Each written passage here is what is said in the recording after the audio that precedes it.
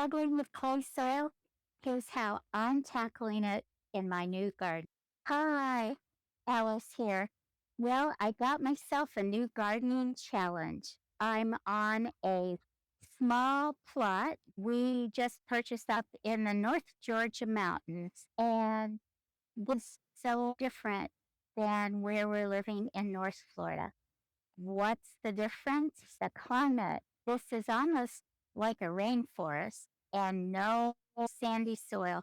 We're talking dense clay soil. So I'm going to shift my strategies from what I'm doing in North Florida, and I'm going to learn new ones for managing the dense clay and having some successful gardening. Now we're an elevation that's a little more than 1,200 feet. The difference between where we are in Florida is about 400 feet. We are in one of the Piedmont Valley areas, and we have a little stream running through the property. And I noticed that on a vacant area next to us, we have deer, lots and lots of deer. So that's going to be another challenge to work into my strategy for what I'm going to do in this area. What's happened over the last few years is that a lot of people living in urban environments like Atlanta, for example, which is a major metropolitan area and continues to grow in population, and in the Carolinas, Columbia area, Durham area, Chattanooga's growing, Tennessee. People are wanting what we were looking for in Florida was a kinder, gentler life where we could be more in touch with nature. Sure, it was fun when we were younger and running around in Chicago to be in such a big city and the museums and all of that's wonderful. We took full advantage of it. We loved Atlanta. There was a lot to do, a lot to learn. We're enjoying now North Florida. And this new gardening challenge, this little area that we're going to have in the North Georgia mountains, is going to give us an opportunity to be in a different USDA hardiness zone, both for planting and for heat in the summer. The whole property has this dense soil mixed with some gravel that was pulled on at various times with different owners. So I'm looking to use a little bit of the land that's going to be available and work on plants that will thrive. I'm hoping for native plants. All this is going to be a big learning for me for what I can grow in this area. I do have trees, which is wonderful, but it also provides intermittent shade and deer. So those are going to be, you could call them obstacles or challenges that I will be working around.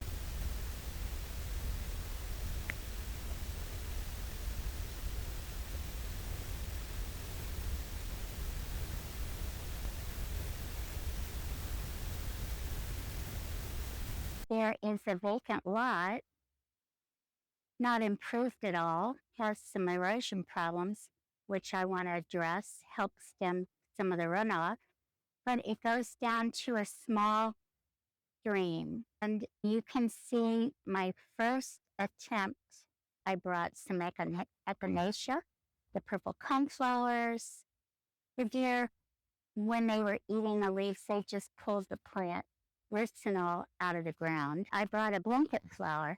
The stems are still green. There's tiny little leaves that looks like they're coming back. This may be able to thrive, going to need protection. I'd like to put some plants out that the deer are not going to bother. It's one of those we shall see, because people who live in areas that have a lot of deer say hungry deer eat anything, even if the plant says that it's deer resistant. The first thing I've decided to do regarding the soil is to stop by the extension and get a soil sample bag, fill it out, take samples, and drop them off so that I can get an analysis. I want to know the nutrient content. And once I have the analysis, I want to make an appointment with the cooperative extension agent that's based here in Gilmore County, Georgia, and find out recommendations for soil improvement as well as plants, especially native plants.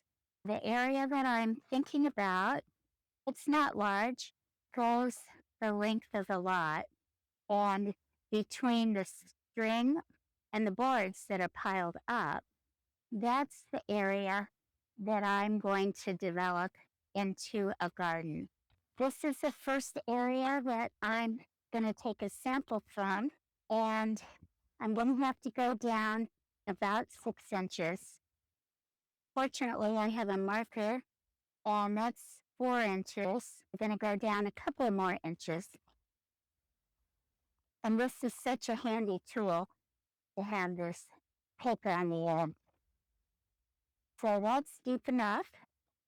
I'm going to take a sample from here and mix it up a little bit because in the laboratory analysis, they have to blend together. So I put that in my bag, and then I've got about 5 more spots, and I'm going to fill my bag up to this line right here. Now this area, surprisingly, has the darkest soil, and it could be from leaves that have fallen over the roofs. When you put a little deeper, there's clay. So let's see how far down I've gone. Some you go 8 inches down because the roots of most plant perennials go about 6 inches. Shrubs can go 8 to 12 inches. See how much it retains water when you squeeze it. It just stays like a ball. My bag is full, and I'll pack it down a little bit. I'll fold it, and I will complete filling out the information on the bag. I'm going to drop this off at the Cooperative Extension Office. It's a $10 charge to have the sample analyzed. It'll be sent to Athens, Georgia, which is where they have the soil sample laboratory for the University of Georgia Extension. I shall find out what kind of soil I've got, what nutrients are in it. The pH is really important because it determines what nutrients the roots of your plants can absorb. Some plants need soil a little more acid. Other plants need it more alkaline. Acid is a lower pH. Alkaline is a higher pH. You need to match pH with the plant. So you can see soil analysis is critical if you want to be successful with your gardening, especially in an unknown first-time area that presents a lot of challenges. If you found these soil kit testing tips helpful, please like and subscribe, Garden and follow along as I tackle new gardening challenges. See you in the next video.